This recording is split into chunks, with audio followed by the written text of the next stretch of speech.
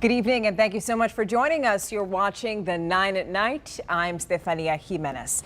Tonight we're seeing yet another report into the response to the shooting at Robb Elementary. This time the focus is on the medical care for the victims and how failures affected their treatment. Previously unreleased records show that there were communication lapses and medics had trouble getting to the victims that needed them. 3 victims made it out of the school alive, but later died. Now, in the case of 2 of the victims, there was a delay in hospital treatment.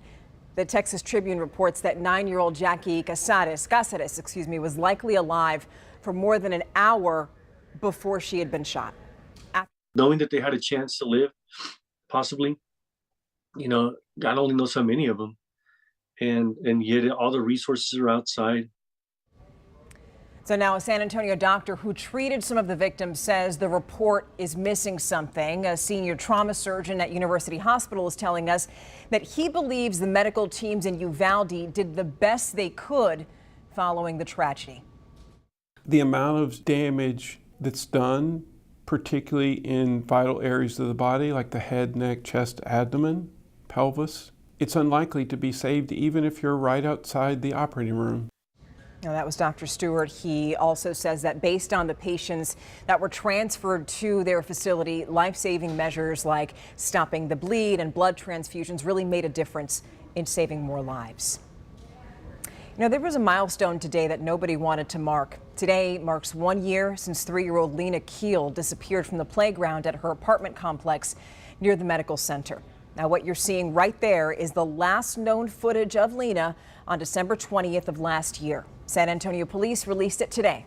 They say they've received hundreds of leads from this video, but unfortunately, none of those leads have led to the little girl. We spoke with a retired FBI agent whose nonprofit group has also been looking into the case.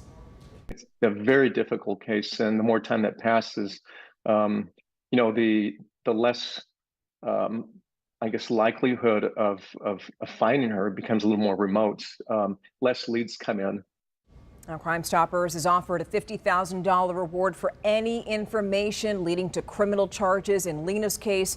The Islamic Center of San Antonio had previously offered $200,000 for information leading to her safe return. Now, we were unable to confirm the current amount that they would give today.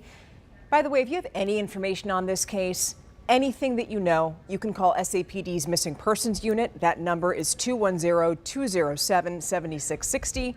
You can also call Crime Stoppers at 210-224-7867. 67. In other news now, thousands are waiting to cross into the U.S. in the El Paso sector, and thousands more have already crossed. Shelters and other nonprofit organizations are just overwhelmed. They simply don't have the resources. According to Customs and Border Protection, just in this month alone, there have been more than 100,000 encounters. 79,000 of those have been under Title 42.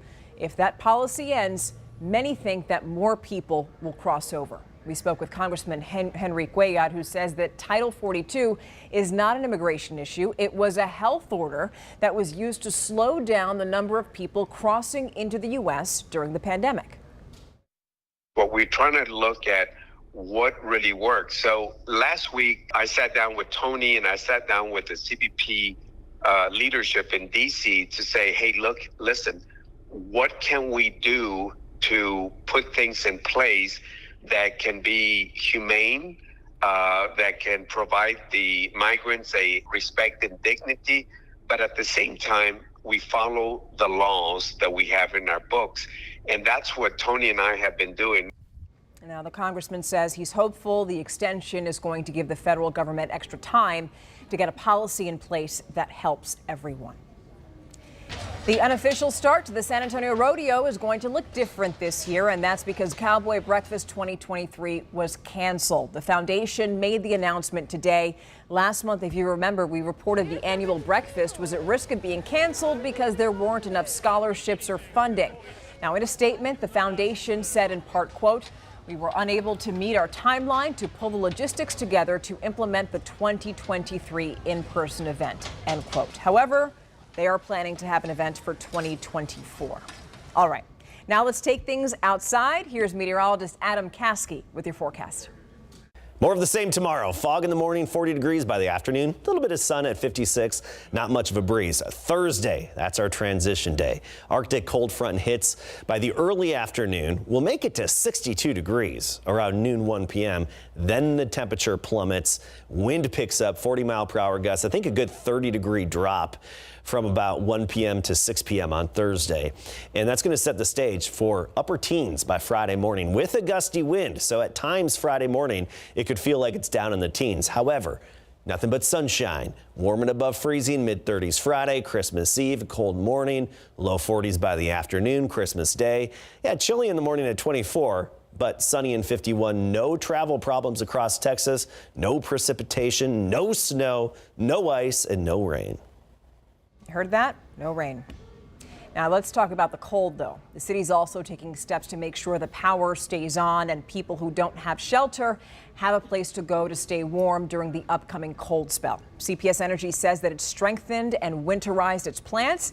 The city is also preparing warming centers. Starting Thursday afternoon at 3, the city is going to open 7 places where people can go and warm up. And by the way, anybody going to those centers should take clothes, supplies, and the medications that they need. We have all this information on our website, KSAT.com. You can see that there are 7 warming center locations. And yes, we have all that information on our website.